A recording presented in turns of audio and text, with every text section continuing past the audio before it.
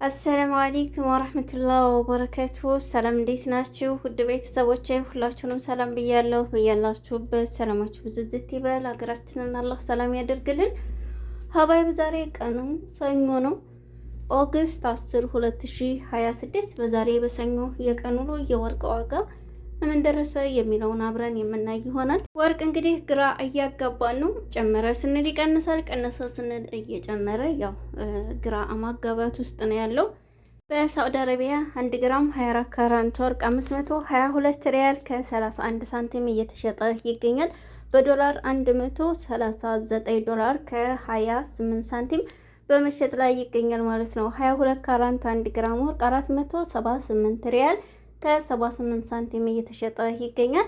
በዶላር 127 ዶላር ከ68 ሳንቲም በመሸጥ ላይ ይገኛል ማለት ነው። 21 ካራንት 1 ግራም ወርቅ 458 ሪያል እየተሸጠ ይገኛል። በዶላር 122 ዶላር እየተሸጠ ይገኛል ማለት ነው። 18 ካራንት 1 ግራም ወርቅ 391 ሪያል ከ73 ሳንቲም እየተሸጠ ይገኛል። በዶላር 104 ዶላር እየተሸጠ ይገኛል ማለት ነው። ይሄ እንግዲህ በሳዑዲ ያለው የወርቅ ዋጋ ነው። ኢማራት 1 ግራም 24 ካራንት ወርቅ 511 ድርሃም ከ87 ሳንቲም እየተሸጠ ይገኛል። 22 ካራንት 1 ግራም ወርቅ 469 ድርሃም ከ22 ሳንቲም እየተሸጠ ይገኛል ማለት ነው። 21 ካራንት 1 ግራም ወርቅ 447 ድርሃም ከ89 ሳንቲም እየተሸጠ ይገኛል። ኳተር 1 ግራም 24 ካራንት ወርቅ 508 ሪያል እየተሸጠ ይገኛል።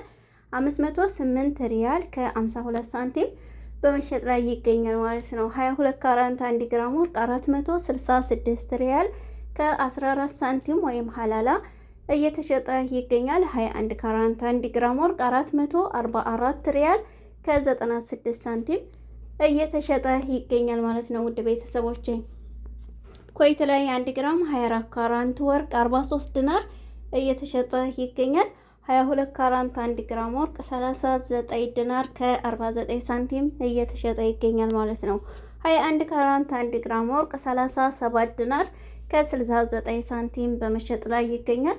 ጆርዳን 1 ግራም 24 ካራንት ወርቅ 98 ዲናር ከ86 ሳንቲም በመሸጥ ላይ ይገኛል ማለት ነው። 22 ካራንት 1 ግራም ወርቅ 90 ዲናር ከ62 ሳንቲም እየተሸጠ ይገኛል።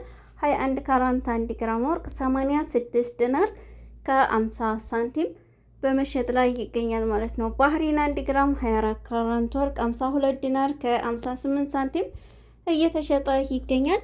22 ካራንት 1 ግራም ወርቅ 48 ዲናር ከ20 ሳንቲም በመሸጥ ላይ ይገኛል ማለት ነው። 21 ካራንት 1 ግራም ወርቅ 46 ዲናር በመሸጥ ላይ ይገኛል። እንግዲህ ውድ ቤተሰቦቼ የዛሬ የወርቅ ዋጋ ይህንን ይመስላል ማለት ነው። ከደሪባ ከመስንእያ ከመሀሉ ውጭ ነው ማለት ነው የነገርኳችሁ። የደሪባ እንግዲህ ዛሬ ደገም ላደርግባችሁ አዳዲስ ሰብስክራይብ የምታደርጉ የምትከታተሉ ለእናንተ መልስ እንዲሆኑ ማለት ነው።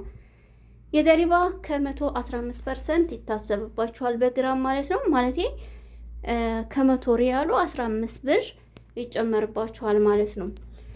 ይሄ የደሪባ ነው። የመሀል ደግሞ በግራም 10 ሪያል ነው የመሀሉ ማለት ነው። እንደነገርኳችሁ የደሪባ ከ115 ሪያል በ100 ሪያሉ 15 ሪያል ሲሆን ይሄኛው ደግሞ የመሀል በግራም ነው። በግራም 10 ሪያል ይጨመርባችኋል የመሀል። እንዲሁም የመስነእያ እንደ ዲዛይኑ ይወስነዋል ማለት ነው። ቆንጆ ከሆነ እስከ 30 እስከ 40 ይወስድባችኋል ማለት ነው በግራም። ነገር ግን እንዲሁ ወርቁ ዝም ብሎ ከሆነ ከ5 ሪያል እስከ 15 ሪያል ባለው ውስጥ የመስነእያ ያስቡባችኋል ማለት ነው በግራም። እና ወዶች ይሄንን ይመስል ነበረ። ደሪባ ማለት ግብር ሲሆን መስነእያ ማለት ደግሞ የእጅ ስራ ወይም ቅርጻ ቅርጽ ወይም ዲዛይን ያወጡበት ነው ማለት ነው።